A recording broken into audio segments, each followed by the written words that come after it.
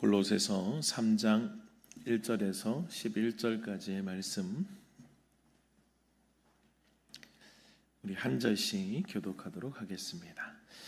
그러므로 너희가 그리스도와 함께 다시 살리심을 받았으면 위의 것을 찾으라. 거기는 그리스도께서 하나님 우편에 앉아 계시느니라. 위의 것을 생각하고 땅의 것을 생각하지 말라. 이는 너희가 죽었고 너희 생명이 그리스도와 함께 하나님 안에 감추어졌음이라.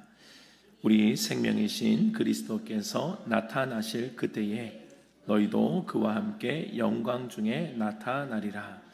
그러므로 땅에 있는 지체를 죽이라. 곧 음란과 부정과 사욕과 악한 정욕과 탐심이니 탐심은 우상 숭배니라. 이것들로 말미암아 하나님의 진노가 임하느니라.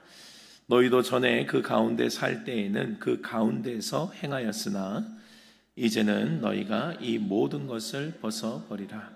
곧 분함과 노여움과 악의와 비방과 너희 입의 부끄러운 말이나. 너희가 서로 거짓말을 하지 말라. 옛사람과 그 행위를 벗어버리고 새 사람을 입었으니 이는 자기를 창조하신 이의 형상을 따라 지식에까지 새롭게 하심을 입은 자니라. 11절 함께 읽습니다.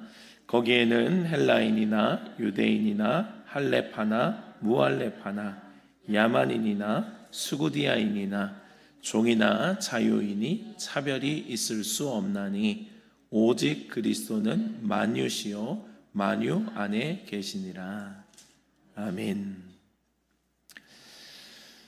저는 늘 이제 신앙생활을 할 때도 마찬가지지만 또 목회를 하면서도 하나님께 질문을 많이 던지고 그 질문에 대한 답을 좀 찾아야 합니다.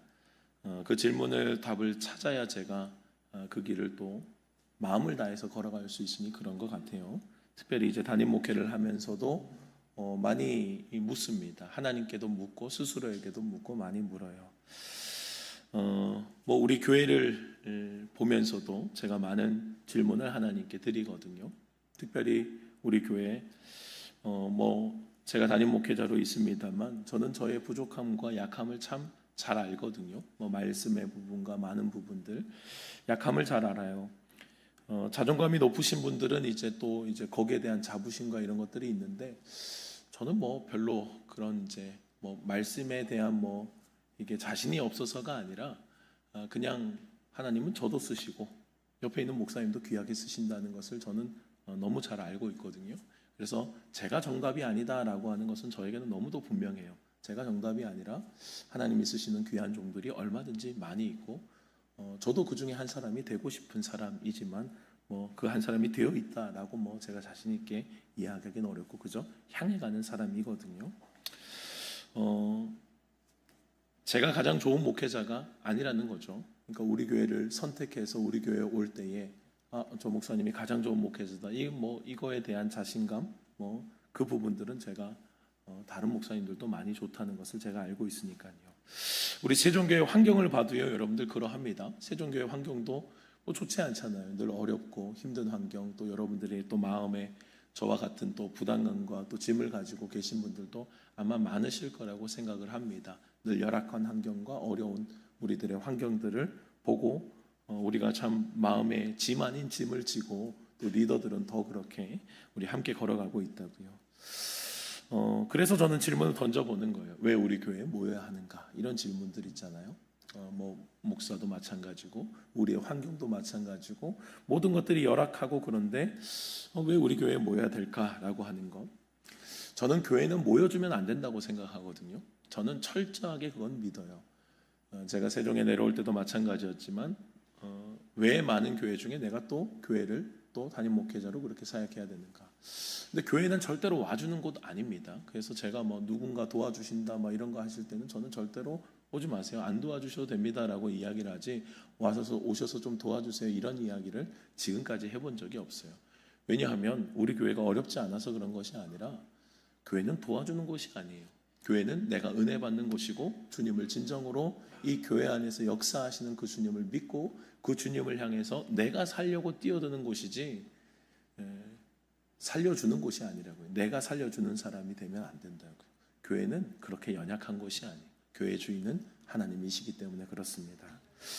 그래서 많은 교회들이 있지만 왜라고 하는 질문을 던질 때는 이제 그게 명확해야 되는 거예요. 왜라고 할 때. 왜 우리가 여기 모여 있는가? 제가 목회를 하면서 아주 중요한 질문이면서 동시에 이에 대한 대답은 아무리 환경이 어려워도 제가 버틸 수 있는 힘이기도 합니다. 아무리 어려워도 그래 이거 있지라고 하는 것으로 제가 버티는 거예요. 아마도 여러분들도 이런 질문들을 꽤 많이 던져보셨을 겁니다. 특별히 세종시만 해도 얼마나 많은 교회들이 있어요, 그죠? 얼마나 많은 교회들이 있고 얼마나 또 어떻게 보면 이제 건축이라든지 이런 부분에서 완성되어 있는 교회들도 많이 있잖아요. 근데 왜 이렇게 어려운 교회, 왜 이렇게 볼품없는 교회에 여러분들이 함께 우리가 예배드려야 되는가? 아마 여러분들도 많은 질문을 던져보실 거라고요. 새로 오셔서 이제 교회를 이제 교회를 정하시려고 다니시는 분들도 그런 것들에 대한 이제 냉정한 평가를 하시거든요. 냉정한 평가를 하면서 본인이 볼 때 또 하나님이 보내신다라고 하는 곳에 그렇게 또 선택을 하고 섬기시게 될 겁니다. 저는 이번에 다음 세대 아이들이 은혜 받는 것을 보면서도요, 그 질문에 대한 답을 좀 찾게 돼요. 그 질문에 대한 답을 찾고 그 질문에 대한 답을 확인하게 됩니다. 이게 뭐냐면 특별함이에요. 특별함. 우리 교회에만 있는 특별함이 있어요. 우리 교회에만 있는 하나님의 특별한 역사하심이 분명히 보게 돼요.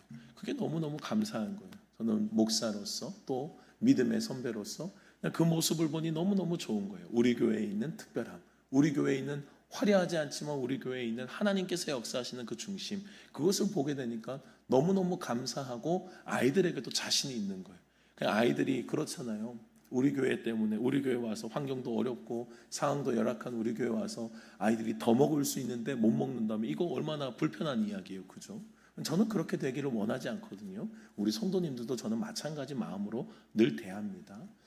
다른 데 가면 많은 걸 누릴 수 있는데 우리 교회 와서 볼품없이 한 개, 두 개만 먹는다. 그럼 마음이 굉장히 불편하다고요. 근데 아이들을 보면서도요, 자신이 있는 거예요. 왜요? 특별함이 있으니까. 우리 교회만 있어야 되는, 우리 교회만 있는 특별함이 있으니까. 이번에도 또 이제 아동부 성경학교를 하면서 특별히 우리 또 전도사님은 그 연기를 오래 하신 분이라서 막 준비를 오래 하셨어요. 아이들과 함께 그 인형극을 좀 이렇게 하려고. 인형극 하면 우리가 들을 때 그냥 좀 유치한 이런 거 하잖아요. 근데 진짜 잘하면 정말 잘하거든요. 잘하면 정말 아이들이 흥미있게 막 그 이야기에 빠져들거든요. 근데 이번에 인형극 보면서 제가 얼마나 감탄했는지 몰라요. 와, 이게 성도님들한테 보여드리고 싶다. 이런 마음이 막 들 정도로 너무너무 감탄하면서 봤어요. 7명 앞에 두고. 이거 숫자 얘기 안 하기로 했는데 7명 앞에 두고. 애들이 그 끝나고 난 다음에 친구들 데려올 걸 그러더라고요. 얼마나 좋았으면. 아이들도 얼마나 즐거웠어요. 왜냐하면 애들도 이 정도 퀄리티일 줄 몰랐겠죠.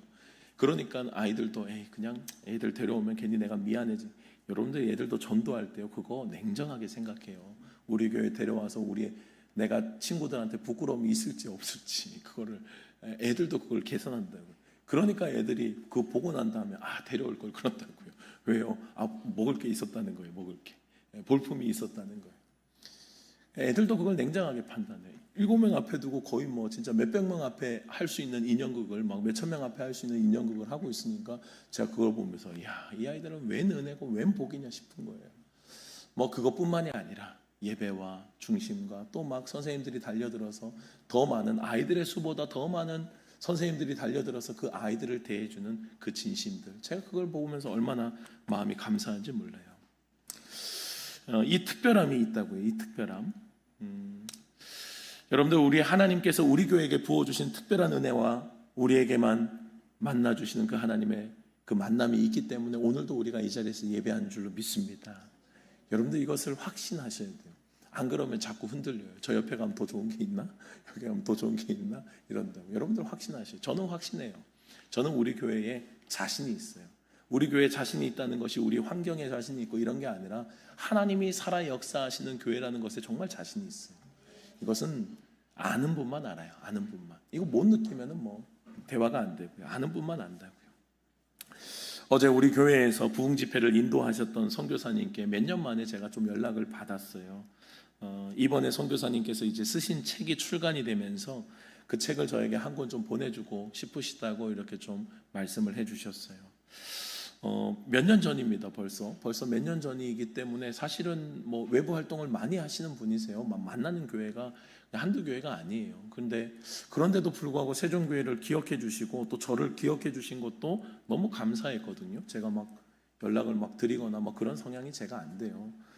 그런데 이제 카톡을 보내주셨는데 그 카톡에 보니까 우리를 위해 기도하고 있다고 말씀하시면서 아내 이름, 뭐 아이들의 이름도 다 기억하고 계시더라고요. 그러면서 기도하고 있다고 한 제가 그분의 성품을 아는 바로 그분이 절대로 그냥 빈말로 기도하고 있습니다 하실 분은 절대로 아니에요. 그래서 저는 그 말에 와 진짜 기도하고 계셨구나라고 하는 확신이 들더라고요. 얼마나 감동이었는지 몰라요. 우리 교회와 그리고 우리의 가족의 이름까지 다 기억하시면서 그렇게 기도하고 계셨더라고요. 지금까지. 선교사님이 외부 활동 많이 하시고 만나는 교회가 참 많아요. 큰 교회들도 있고요. 그런데도 불구하고 기억해 주시고 기도해 주시는 것 너무도 감사했어요. 그래서 짧은 카톡의 대화 가운데 그 이유를 좀 제가 발견을 했어요. 그게 뭐냐면 선교사님은 저희 교회에서 받았던 그 따뜻한 환대가 기억이 난다고 이야기를 하시더라고요. 우리 교회에서 받았던 그 따뜻한 환대가 아직도 기억에 남는다고 말씀해 주셨습니다. 아마도 뭐 규모 있는 교회, 집회 여러 군데 다니시는 분이시기 때문에 이분이 뭐 환대라고 하는 것이 물질적인 부분이 아니었을 거라고 우리는 뭐 그렇게 할 능력도 되지도 못했습니다. 근데 그분이 느끼신 그 따뜻한 환대는 바로 우리가 그분을 대했던 또 하나님을 대했던 우리의 진심이라고 저는 생각을 해요. 은혜 받고 싶은 진심이었어요. 하나님의 말씀 그리고 말씀의 종으로 오신 그분에 대한 그 우리 따뜻한 환대는 하나님의 그 말씀을 사모하는 우리의 진심이었고 또 보내주신 그분에 대한 감사함이었습니다. 하나님에 대한 감사 또 그분에 대한 감사와 진심이었다고요. 아마 선교사님께서 그것을 뭐 많이 다녀보셨기 때문에 오히려 그것을 느끼지 않으셨나라는 생각이 들어요. 비교가 확 되니까요. 그래서 우리의 진심을 느끼시고 기억해 주신 것 같았더라고요. 저는 선교사님께서 세종교회의 따뜻한 교회로 생각해 주시고 지금도 기억해 주시고 기도해 주신 이 이유가 바로 오늘도 우리가 여기에서 예배하고 있는 이유라고 생각을 합니다. 진심이거든요. 진심. 우리 교회가 특별히 우리 교회의 비전 여러분들 기억하시죠? 뭐 2025년의 비전도 있지만 우리 교회의 영원한 비전이 있죠. 하나님이 가장 기뻐하시는 교회입니다.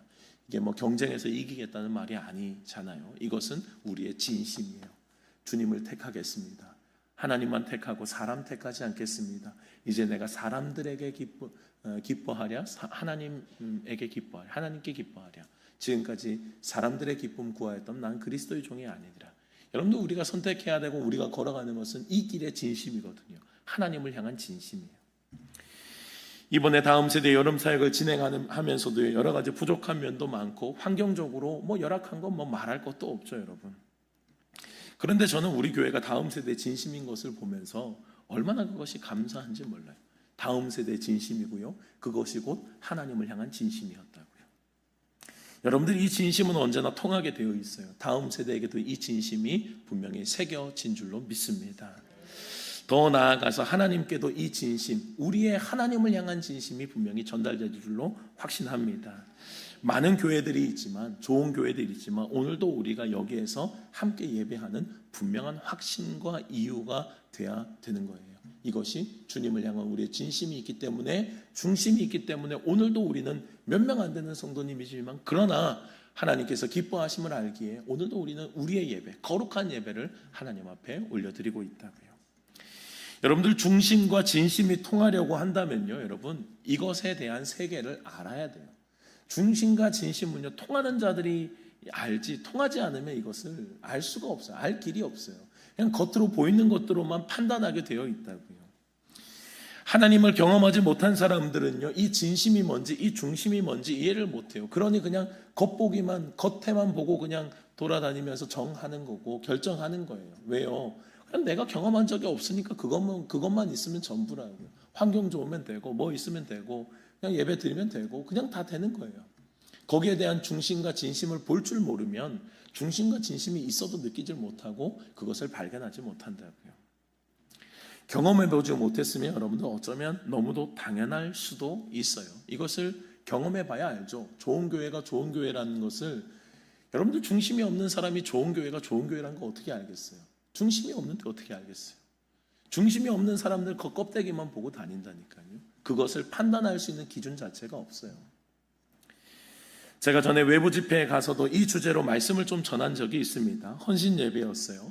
헌신 예배 가운데 은혜를 받은 자가 충성할 수 있다라고 하는 주제의 말씀이었습니다. 은혜를 받은 자가 충성할 수 있다. 여러분들, 은혜를 받지 못한 자는요, 흉내는 낼 수 있어요. 그러나 진짜 충성은 못합니다. 흉내는 내요. 일하는 거 흉내, 일하는 거 우리가 볼 때는 열심히 일하고 있지만, 그러나 우리가 중심이 없으면 그 흉내에 불과하거든요. 이들이 일할 수 있는 힘은요, 여러 가지가 있지만 결론적으로 말하자면요, 그냥 중심이 없으면은, 하나님을 향한 중심이 없으면 결론적으로는 자기 중심적이에요. 그러니까 내 기준으로 충성을 선택한다고. 그러니까 그냥 내가 그 일이 좋아서 뛰어드는 거예요. 내가 그 일을 하는 거 즐거워하니까 뛰어들어요. 그리고 사람들이 칭찬해주고 격려해주니까 좋아서 뛰어듭니다. 이게 뭐예요? 전부 다 내 중심적이에요. 나 중심적이라. 내가 좋으니까, 내가 인정받으니까, 내가 마음이 어떠니, 내가 다 내가 결정하는 거예요. 여러분들, 모든 것들이 자기 중심적인 사람들이요, 놓을 수 있는 동력은 또 뭐겠어요? 할 수 있는 힘도 자기 중심이지만 내려놓을 수 있는 것도 자기 중심적인 거예요. 그러니까 내려놓을 때도 철저하게 자기 중심적으로 내려놔요. 자기 중심적 동기가 사라지고 재미가 없어지고 사람들이 칭찬하지 않으면요, 언제든지 그만둘 수 있어요. 아무 상관없습니다. 나는 언제든지 그만둘 준비라고. 내 힘의 동기가 나였잖아요. 힘의 동기가 나였으니까 내가 실증이 나고 재미없고 아니면 인정받지 못하면 내가 그만두는 거죠. 근데 여러분들, 진짜 충성은요, 교회 안에 우리 충성은요, 그런 충성이 아니거든요. 자기 중심적이 아니에요. 결론적으로 말하자면 자기 중심이 아니라 모든 충성은 하나님 중심이어야 된다고요. 하나님이 기뻐하시는 그 일을 하는 거고요. 하나님 보실 때 이 일이 어떨까를 결정하고 생각하고 판단하고 내가 걸어가는 것이 믿음의 사람이지, 내 중심적이지 않아요. 내가 즐거우니, 내가 인정받을, 내가 아니요. 진짜 충성은 내가 아니라 하나님 중심이에요. 하나님이 보실 때, 그러니까 누가 옆에서 뭐라고 하든 하나님이 보실 때 아름답다고 여겨지면 그 일을 안 놔요. 못 놓는다고요. 왜요? 나는 하나님 중심이니까. 근데 자기 중심적이고 세상 중심적인 사람들은 언제든지 시험, 그러니까 말 그대로 시험 듣는 거예요. 말 그대로. 왜냐? 시험 들었다는 것은 내 중심적이라는 거거든요. 시험이 들었고 뭐가 시험거리가 오고 그러면 금방 휘청휘청거려요. 그래서 여러분들의 인간적인 힘은요, 진짜 충성이 아니라는 거예요. 제가 그런 분들을 봐서, 그런 분들을 볼 때 언제나 이제 조마조마하게 보거든요. 그게 뭐냐면 이제 제 표현으로는 시간 폭탄이에요. 언제 터져도 터져요. 시간은 달라질 수 있어요. 1년 뒤에 터지든 5분 뒤에 터지든 10분 뒤에 터지든 언제든지 이제 미뤄질 수는 있어요. 그런데 결론은 똑같아요. 결론은 뭐예요? 터진다는 거예요. 결론은 터질 수밖에 없어요. 그걸 보니 이제 조마조마하게 보고 있는 거라고요. 안타까운 일이죠. 그러니 충성은요, 여러분들 누가 합니까? 하나님 만난 자만 하는 거예요. 하나님을 경험한 자, 그 주님의 중심을 가진 자, 주님의 눈물이 있는 자가 교회를 눈물로 세워가고 교회를 하나님의 마음으로 세워갈 수 있다고요. 그러니까 내가 열심히 일을 한다고요? 그럴 수가 없어요, 여러분. 그거는 한계를 드러내게 되어 있어요. 하나님을 향한 충성이 있어요. 진짜 충성, 하나님 중심적인 충성으로 교회를 세워가고 하나님의 기쁨을 향해서 누가 뭐라 하든 내가 우직하게 걸어갈 수 있는 거라고요. 여러분들, 오늘 말씀도 마찬가지입니다. 진짜 충성이 무엇인지 아무리 이야기를 해도 하나님을 만난 은혜가 없으면 진짜 충성을 이야기해도 이해를 못해요. 이해를 할 수가 없어요. 오늘 말씀도 마찬가지입니다. 여러분들, 오늘 말씀에 중요한 키워드가 있어요. 그게 뭐냐면 위의 것입니다. 위의 것. 중심 단어 하나를 꼽는다면 위의 것이라고 하는 단어예요.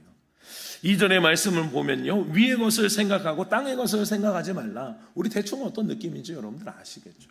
위의 것을 생각해라, 땅의 것을 생각하지 말아라. 그런데 여러분들, 여기서 위의 것과 땅의 것을 이야기하기 이전에 오늘 우리가 1절부터 11절까지 읽었습니다만, 사실은 이 긴 말씀 가운데 우리에게서 이 긴 말씀이 우리에게 열어질 수 있는 하나의 문이 있어요. 그러니까 그게 안 되면 문을 열면 안 되는 거예요. 그게 안 되면, 준비가 안 되면 이 다음으로 위의 것을 향해서 땅의 것을 향해서 이런 싸움을 할 이유도 없고 필요도 없고 할 수도 없는 거예요. 그게 뭐냐면 오늘 1절에 나와 있는 말씀입니다. 같이 한번 1절의 말씀을 좀 읽어보십시다. 우리 통째로 같이 읽어볼게요. 시작. 그러므로 너희가 그리스도와 함께 다시 살리심을 받았으면 위의 것을 찾으라. 거기는 그리스도께서 하나님 우편에 앉아 계시느니라. 여러분들 발견하셨어요? 무엇입니까? 그러므로 너희가 그리스도와 함께 다시 살리심을 받았으면이에요. 전제가 있는 거예요, 여러분. 전제가 있다고요. 위의 것과 땅의 것을 이야기하기 이전에 우리가 반드시 확인해야 될 것이 있다면 그리스도와 함께 다시 살리심을 받은 자가 맞냐는 거예요. 그리스도와 함께 다시 살리심을 받은 자, 즉 복음이 너희에게 이루어진 것이 맞냐는 거예요. 진짜 기쁜 소식, 너희가 죽음에서 구원받은 십자가의 예수 그리스도가 가슴에 들어와서 그 피의 복음 안에 감사하고 눈물 흘리고 그 주님 앞에 무릎 꿇어본 경험이 있느냐는 거예요. 여러분들이 이게 없으면요, 위의 것을 아무리 쳐다봐도 가랑이만 찢어지는 거예요. 위의 것을 아무리 쳐다보면서 그냥 가랑이만 찢어지는 길이에요. 그냥 내가 할 수도 없는데 어떻게든 해보려고 애를 써요. 착한 사람들은 어떻게든 해내려고 하겠죠. 가랑이 찢어지는 거예요. 왜요? 못하니까. 주님과 함께 죽고 주님과 함께 살리심을 받은 이 복음의 경험이 없다면 여러분, 이 뒤의 것은요 다 헛된 거고 할 수도 없는 거예요. 살리심을 받은 자가 되기 전에 여러분들이 위의 것을 찾으면 당연히 안 되는 거예요. 불가능한 겁니다. 처음에는 흉내 내는 것 같다가 막 충성하는 것처럼 흉내 왜 못 냅니까? 우리 힘이 있는데. 충성할 수 있죠. 이것도 할 수 있고 저것도 할 수 있죠. 그러나 완전 다르다니까요. 중심이 있는 자와 중심이 없는 자는 그 충성에 대한 방향과 모든 것들이 달라요. 겉으로는 똑같아 보여요. 그냥 완전 다른 거예요. 처음에는 여러분들 살리심을 받은 자가 되기 전에 위의 것을 찾으면 처음에는 흉내내는 것 같아요. 어떻게든 뭐 해보려고 하고 뭐 착하게 살아보려고 하고 뭐 해보려고 하고 뭐 한다고요. 근데 여러분들 결국은 시간 폭탄이에요. 결국은 한계를 맞이한다고요. 그 나의 인간의 한계와 인간의 모든 것들은 여러분들 딱 그 한계점이 있어요. 내가 할 수 있는 것은. 그리고 결국은 그 모습을 보면서 좌절하고 낙심하고 만다고요. 여러분들 주님의 길을 걸어가는 것은 어려우면 어렵지만 쉬우면 쉬워요. 쉽다는 것은 어떤 의미냐면 주님이 내 안에서 말씀하시고 내가 그 구원의 은혜와 경험이 있잖아요. 그 다음부터는요 내 안에서 성령님께서 말씀해 주세요. 참 신기하죠. 그냥 갈 때 때로는 불편함을 주시기도 하시고 아니면 그냥 기쁨으로 가라고 하시기도 하고 내 안에서 이미 주님께서 말씀하심이 있어요. 주님 안에서 우리가 민감해져 있으면 예민해져 있으면 주님의 말씀 안에서 살아가고 내가 하나님의 자녀가 맞으면요 성령님께서 나에게 말씀하신다고요. 그러니 제자들에게도 주님 말씀하실 때 성령님께서 너에게 오신 뭐예요? 누가 이래라 저래라 말할 것이 없대. 성령님께서 너희를 가르칠 거래요. 이것이 여러분들 우리 안에 있는 은혜 받은 자, 복음을 경험한 자의 분명한 확신이라니까요. 누가 뭐 말하고 그럴 것이 없어요. 내 안에서 성령님께서 나에게 말씀하시는 거예요. 물론 모든 기준은 뭐예요? 성경 안에서, 말씀 안에서 나를 지도하시고 방향을 인도하시는 그 주님의 세심한 음성이 있다고요. 여러분들 이것부터가 시작이라고요. 이것부터가. 내가 먼저 복음을 경험한 자가 먼저 되는 거예요. 복음을 경험한 자가 된다면 그 다음에는 뭐냐면 내 안에서 무엇을 하나님이 즐거워하시고 기뻐하시는지 말씀 안에서 분별이 되잖아요. 말씀 안에서 분별이 되면 여러분들 위의 것을 향해 갈 수밖에 없는 거예요. 그러니까 신앙생활이 쉬울 수밖에 없다라고 하는 것은요, 내가 주님을 진짜 만났어요. 그럼 내가 애쓰지 않아도 되는 거예요. 신앙생활이 애씀이 아니요 할 수밖에 없는 거예요. 할 수밖에 없다니까요. 내 안에 감격과 은혜가 있어요. 여러분들 누가 이렇게 해야 됩니다. 저렇게 해야 됩니다. 율법으로 나를 지도하면서 이렇게 해야 됩니다. 1번 가야 됩니다. 2번 가야 됩니다. 말할 필요가 없어요, 여러분. 이것은 저는 경험자예요. 저는요 예배가 얼마나 힘들었는지 몰라요. 예배 드리는 게 너무 힘들었어요. 뭐 이렇게 예배 1시간 동안 드리는 것도 뭐 우리의 예배는 1시간이 뭐 많이 넘어가긴 하지만 여러분들 그러나 저는 1시간의 예배도요 지금 은혜가 없을 때 너무 힘든 거예요. 여러분들의 힘듦을 제가 인정하고 이해합니다. 어떻게든 줄여갈 거예요. 걱정하지 마세요. 오늘 1부 때도 못 줄였습니다. 참고로 말씀드립니다. 여러분들 예배 드리는 것도요 너무너무 힘든 거예요. 은혜가 없으니까. 어릴 때부터 신앙생활을 했고 예배를 뭐 습관적으로 드렸죠. 근데 예배가 너무 힘들어요. 기도하는 게 너무 힘들다니까요. 20초만 기도해도 기도의 제목이 그 다음부터 없어요. 그런 우리 뭐 다음 세대 그런 애들에게 뭐 1시간 기도해라고 해보세요. 그거 완전 고문이죠. 이번에 청소년부 수련회를 갔는데 청소년부 캠프가 굉장히 빡셌대요. 굉장히 힘들었다고 하더라고요. 애들은 막 1시간 2시간씩 진짜 기도만 시켰대요. 어떤 애가 거기서 욕을 했대요. 어떤 애가 욕을 했대요. 너무 기도가 안 끝나니까. 그 마음을 여러분들 그러면 안 되죠. 그러면 안 되지만 그 마음이 이해는 되지 않아요. 고문은 그 아이는 고문이에요. 기도할 게 없는데 기도하라고 하니까 붙잡아 놓으니까. 여러분들 신앙생활은 그런데 내가 주님을 경험하고 만나잖아요. 진짜 예배가 기다려져요. 이거는 정말 경험을 해봐야 돼요. 예배가 기다려진다니까. 주님 만나는 시간이 기다려져요. 누가 하라 마라가 아닌데 교회 와서 기도하고 싶어요.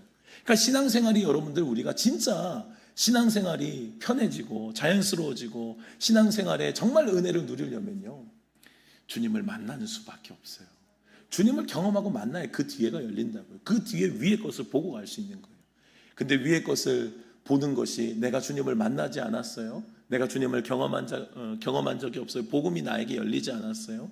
그러면 모든 것들이 다 고통인 거예요. 막 1시간 기도할 때 욕을 했던 그 아이처럼 우리의 신앙생활이 그렇게 된다고요. 내 마음대로 하고 힘들면 나오고 뭐 좋으면 잠깐 들어갔다가 나 즐거우면 있고 내가 힘들면 나오게 되고.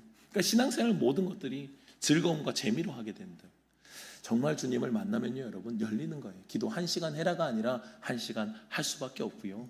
예배를 드릴 때 감사함으로 기쁨으로 예배 드려라가 아니라 그렇게 예배 드릴 수밖에 없는 것입니다. 여러분들 복음을 경험하지 못하면 진짜 충성 못하는 것처럼 복음을 경험하지 못하면 위의 것을 바라볼 수조차 없는 겁니다. 내가 복음을 받아들이고 그리스도와 함께 죽고 그리스도와 산 자가 되었는지 이것을 확인하는 것이 여러분들 가장 먼저임을 기억할 수 있길 바랍니다. 여러분들, 그리고 이것이 끝이에요.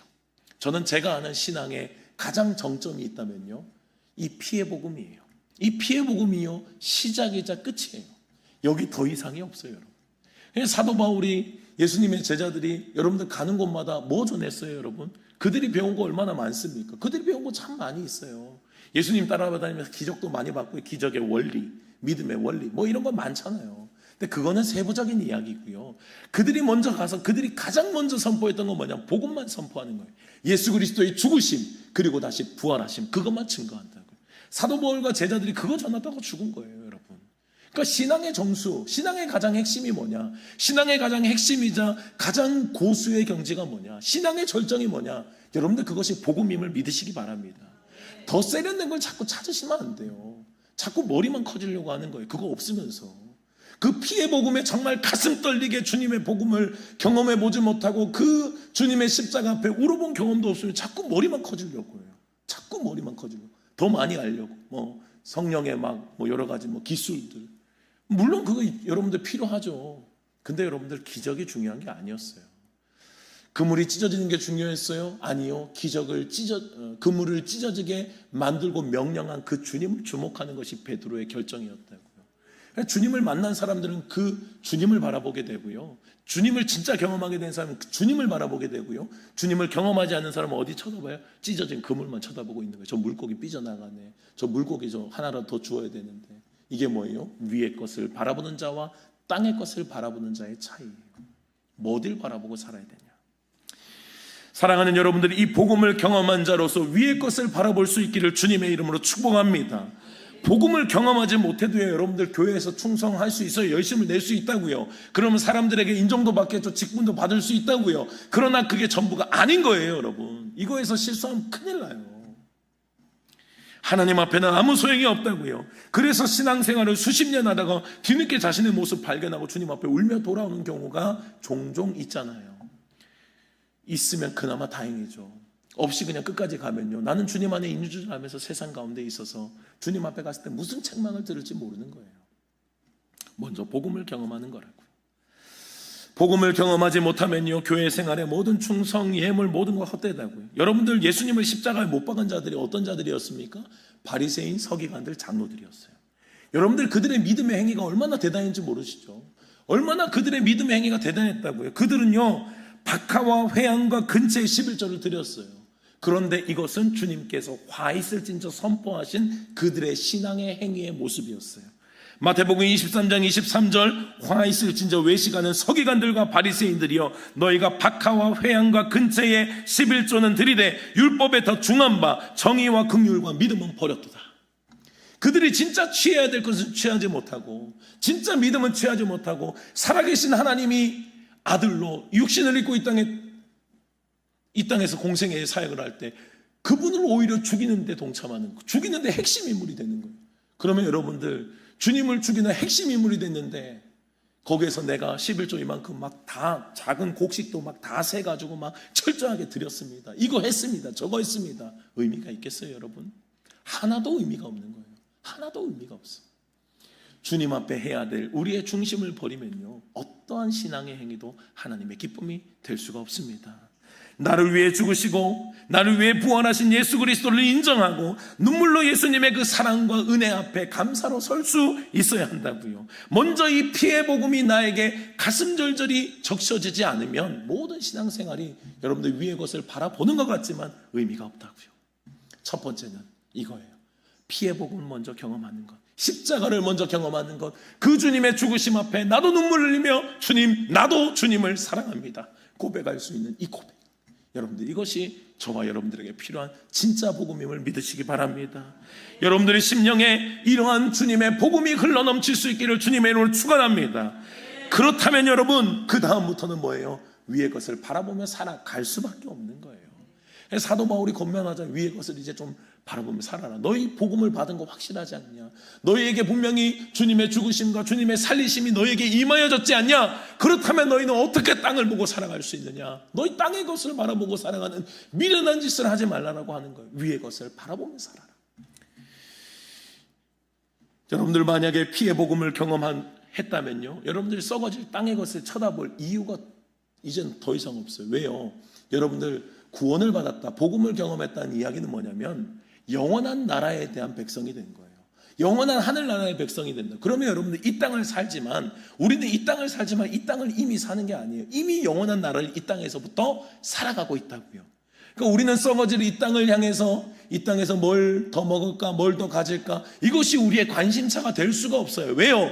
우리의 본향이 위의 것이라니까요. 하늘에 있다니까요. 위의 것을 바라보며 살아갈 수밖에 없는 나의 국적이 분명히 있는 거예요. 땅의 국적이 아니에요, 여러분. 우리는 하늘의 국적, 천국의 시민권자라고요. 천국의 시민권자답게 위의 것을 바라보며 살아갈 수 있어야 한다고요.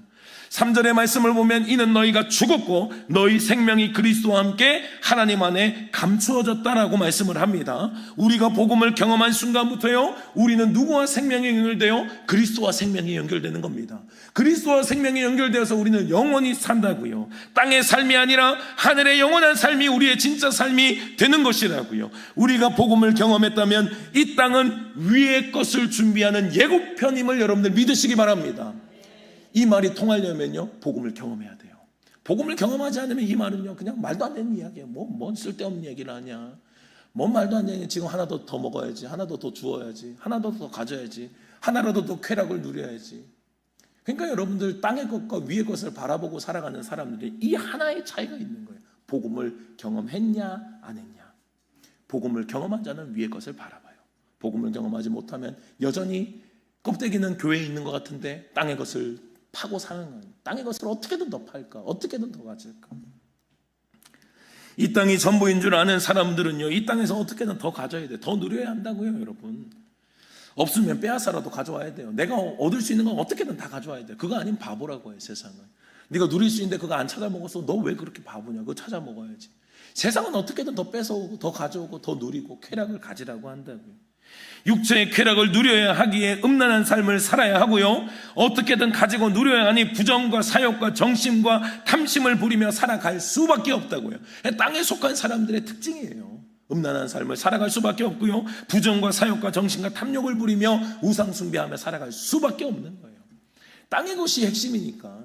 복음을 경험하지 못했으니 다른 게 없어요. 그 앞에 가면 뭐가 있어요? 복음을 경험 못했으니 그렇게 살아가는 거예요. 복음을 경험하지 못하면 땅의 것을 죽어라 파고 산다고요. 그러니까 여러분들, 우리가 여전히 하늘의 것이 관심이 없어요. 여러분들의 믿음의 정체성을 다시 확인하셔야 돼요. 내가 여전히 하늘의 것이 관심이 좀 덜하고 땅의 것에는 관심이 많아요. 여러분들 이거 심각하게 고민해 보셔야 돼요. 나는 어디에 속한 사람인지 보셔야 된다고. 하늘에 속한 사람이면 그렇게 살아갈 수가 없어요. 하늘에 속한 사람이면요, 위의 것을 바라보고 위의 것을 준비하며 살아갈 수밖에 없어요. 땅의 것을 취하는 세상 사람들과는 다르다고요. 여러분들 땅의 것을 향해 갈 때 성경은 결과를 분명히 말씀합니다. 하나님의 진노래요. 하나님의 진노가 그 앞에 있대요. 여러분들 중간이 없어요. 뭐 우리는 적당하게 이거 좋아하잖아요. 미지근한 거. 하나님과 뭐 세상을 조금 적당하게 지혜롭게, 그러니까 세상 말로 지혜로운 거죠. 여러분들 내가 중간이라고 생각하면 철저하게 그냥 이제 땅에 속했다라고 생각하시면 됩니다. 왜요? 중간이 없기 때문에 그래요. 나는 중간쯤에 있다라고 하는 것은 세상의 것이 나한테 있다는 거거든요. 그렇다면 뭐예요? 나는 세상에 속한 자예요. 땅에 속한 자라고. 철저해요, 여러분. 중간은 없어요. 땅의 것을 취하며 하나님의 진노를 택할지, 위의 것을 바라보며 하나님의 은혜와 사랑을 택할지, 여러분들 선택이에요. 선택이에요. 중간은 없어요. 미지근할 수가 없어요. 둘 중에 하나를 선택하고 둘 중에 하나를 포기해야 된다고요. 금신상이나 금송아지에 절하는 것만이 우상숭배가 아닙니다. 오늘 본문에서 모두 우상숭배라고요. 탐심도 우상숭배래요. 욕심을 부리는 것, 더 가지려고 하는 것, 세상에서 더 취하는 것, 이 모든 것들 우상숭배래요. 사랑하지 말아야 될 대상을 사랑하고 마음의 욕심을 품는 모든 것 우상숭배라고 말씀하시는 거예요. 여러분들 구약에도 끊임없이 강조했죠. 하나님을 사랑하지 않고 세상을 사랑했던 사람들, 세상의 물질을 택했던 사람들의 결과는 어떻게 됐습니까? 하나님의 진노로 반드시 망했습니다. 이스라엘 백성도 다르지 않았어요. 하나님의 백성이라고 우리는 아브라함이 우리의 조상입니다. 소용없어요. 하나님 떠나면, 하나님의 사랑에서 벗어나고 우상숭배하면 진노가 그 위에 머물러 있었다고요. 여러분들, 우리가 살아가는 세상 가운데 얼마나 위장된 우상숭배가 우리를 유혹하는지 몰라요. 우린 자꾸 깨어있지 못하면 이걸 못 봐요. 깨어있지 못하면 그거 아니라고 자꾸 세상이 이야기를 하니까 아 그래 아니구나라고 속는다고요. 여러분들, 이게 하나님의 말씀 안에 깨어서 봐야 되는 거예요. 이게 진짜 우상숭배인가 아닌가. 요즘에 여러분들 얼마나 막 세상에서요 얼마나 우리에게 죄와 우상숭배를요 아주 막 자연스럽고 아름답게 미화하고 포장하는지 몰라요. 지금 세상이 더 그래요. 지금 요즘 K 무당 이런 것들도 요즘 나와요, 여러분. 드라마도요, 여러분들 제가 짤로 이렇게 나오는 거 보면요, 무당들이 예쁘게 해가지고 나와가지고요, 애들이 볼 때 아 무당이 아름답고 예쁘구나 이 인식과 이 생각을 주입한다고요. 그리고 그의 아름다운 사랑과 그의 만남과 이 희생과 이런 것들을 보면서요, 아 무당도 괜찮구나. 이게 뭐냐면 굉장히 위험한 첫 단계예요. 영적으로 혼탁하게 만들고 그쪽에 관심 있게 만들고 그들이 마치 괜찮은 사람인 것처럼 미워하는 모든 포장지가 문화 안에 있는 거예요. 그게 너무 위험한 세상인 거예요. K무당. 무슨 K무당이에요, K무당은. 한국의 무당들이 유명해지고 있대요, 여러분. 너무너무 위험한 시대예요. 그들이요, 또 이렇게 받아들이는 사람들의 마음도 얼마나 열려 있는지 몰라요. 틀릴 줄 알고 가요. 틀릴 줄도 알고, 틀리면 뭐 어쩔 수 없지 하고 가요. 그런데 인정하고 간다니까요. 하나님의 말씀에 살아가다가 틀리면 그렇게 하나님을 욕하고 교회를 욕하고 왜 이게 틀리냐라고 따지고 들면서도요, 무당이 틀리는 것에 대해서 안 따져요. 무당이 틀리는 것은 그럴 수도 있지 다음에 가서 한 번 더 물어보지 이러고 있다고요, 여러분. 얼마나 이 땅이 여러분들 지금 무서운 세상이 되고 있는지 이게 영적으로 깨어있지 못하면요, 혼탁하면 끌려가는 거예요. 혼탁하면. 위장된 세상에 여러분들 우상숭배가 얼마나 우리를 많이 유혹하고 있는지 몰라요. 자꾸 예쁘게 만들고 편안하게 만들고 괜찮게 만들고 이게 문화라고 하고 요즘 세상은 이런 거 좋아한다고 하고 막 그런 쪽으로 끌려가게 만든다고요. 여러분들 속지 마시기 바랍니다. 수많은 세상의 유혹과 도전 가운데서도 위의 것을 바라보면 하나님의 말씀 가운데 옳고 그름이 분별이 확실히 되는 거예요. 하나님의 말씀을 가진 자는 옳고 그름의 분별이 확실히 됩니다. 위의 것을 바라보며 세상의 어떠한 유혹과 도전 가운데서도 이기는 저와 여러분들이 될 수 있기를 주님의 이름으로 축원합니다.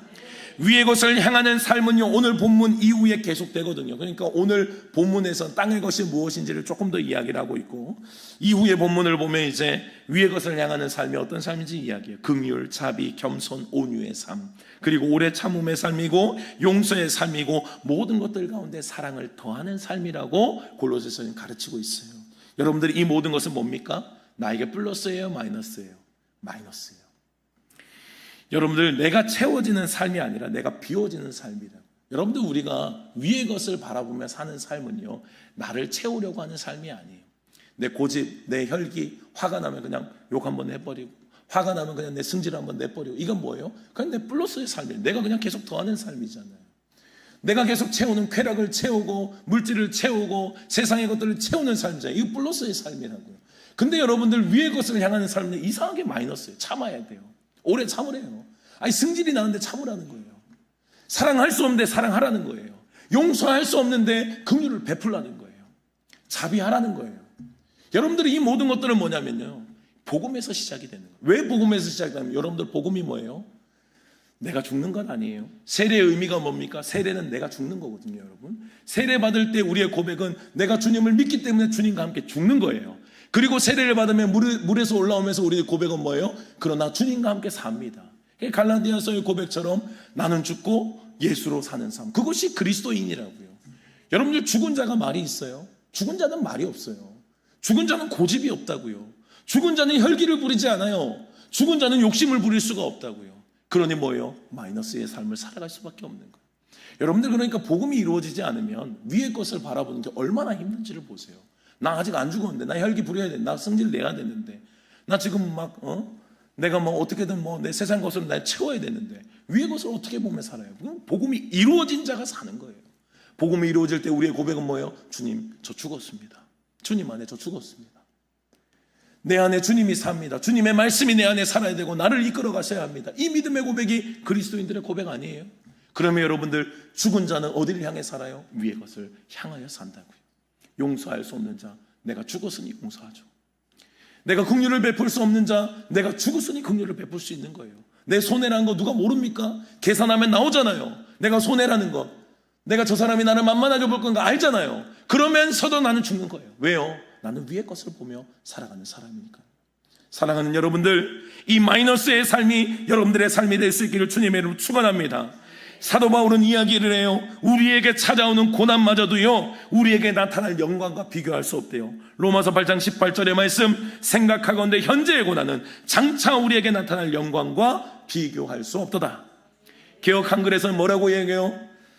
장차 우리에게 나타날 영광과 좋게 비교할 수 없도다. 조금 더 강조하거든요. 여러분들, 이 느낌이 뭔지 아시겠죠? 고난이라고 할지라도요, 위의 것을 바라보고 사는 사람들은요, 하나님이 우리에게 주실 영광과 비교해 봤을 때 고난조차도 우리에게 비교거리가 되지가 못하는 거예요. 하나님을 바라보고 사는 사람은 그렇게 내가 복음을 경험하고 하나님의 은혜를 경험했다면 내가 위의 것을 향해 살아갈 수밖에 없는 겁니다. 세상에서 보는 바보처럼 보이는 마이너스의 삶, 그러나 복음을 경험한 자는 그럼에도 불구하고 주님 안에 플러스의 삶을 선택하여 하나님 나라에서의 주인공이 되기를 간절하게 소망한다. 사랑하는 여러분들, 이 길을 걸어갈 수 있기를 축복합니다. 우리는 이 길을 선택해야 돼요. 영원한 하나님의 나라를 선택하고 이 땅이 본론처럼 살지 마세요. 여러분들 계속 욕심부리고 혈기 부리고 내가 할 수 있는 거 다 하며 사는 삶은요, 이 땅이 본론인 사람이에요. 절대로 못 죽는다고요. 그러나 복음이 이루어지면 위의 것을 바라보면요, 충분히 죽을 수 있어요. 충분히 내려놓을 수 있다. 내가 가지는 삶이 아니라 비우는 삶으로 하나님을 영화롭게 하고 위의 것을 바라보며 사는 사람답게, 복음이 이루어진 사람답게 여러분들의 삶에 그런 흔적이 많이 나타날 수 있는 저와 여러분들이 될 수 있기를 주님의 이름으로 축원합니다. 하나님, 우리가 위의 것을 바라보고 살아가야 할 이유가 분명합니다. 우리는 이 땅의 사람이 아니라 하늘의 사람이기 때문입니다. 이 복음이 우리에게 분명한 자들이 다 되게 하여 주시옵소서. 하늘나라를 바라보며 땅에 속한 자처럼 살아가지 않도록 도와주시옵소서. 세상의 모든 정욕과 탐심은 우상숭배라고 말씀하셨고 그것이 곧 하나님의 진노를 불러일으킨다고 말씀하셨사오니 하나님만 선택할 수 있는 믿음의 백성들이 되게 하여 주시옵소서. 수많은 유혹 가운데서도 하나님의 것을 선택하고 온전히 하늘 백성답게, 천국 백성답게 우리의 모든 삶의 마이너스의 삶, 죽고 사랑하고 희생하고 섬기고 긍휼을 베푸는 삶, 우리 모두의 삶에 그러한 삶이 살아내어질 수 있도록 주님 축복하여 주시옵소서. 희미한 세상의 많은 유혹과 세상의 것들 가운데서 우리의 영적으로 희미해진 것들이 있다면 오늘도 말씀 안에서 더욱더 선명하고 분명할 수 있도록 도와주시고, 우리가 한 주간도 어떻게 살아야 할지, 무엇을 바라보며 우리가 걸어가야 될지 분명한 목표를 가지고 표대를 향하여 예수 그리스도를 향하여 승리할 수 있는 우리의 모든 삶이 될 수 있도록 축복하여 주시옵소서. 지금은 우리 주 예수 그리스도의 은혜와 하나님의 크신 사랑하심과 성령의 교통하심이 오늘도 위의 것을 바라보며 땅의 것을 죽이고 하늘의 백성답게 천국 시민답게 오늘도 살아가기로 다짐하고 결단하는 이 자리에 모인 모든 주의 사랑하는 성도님들 머리 위에, 가정과 직장과 자녀들 위에 주님께서 피로 값주시고 세우신 세종교회 위에 이제로부터 영원토록 함께 하시기를 간절히 축원하옵나이다. 아멘.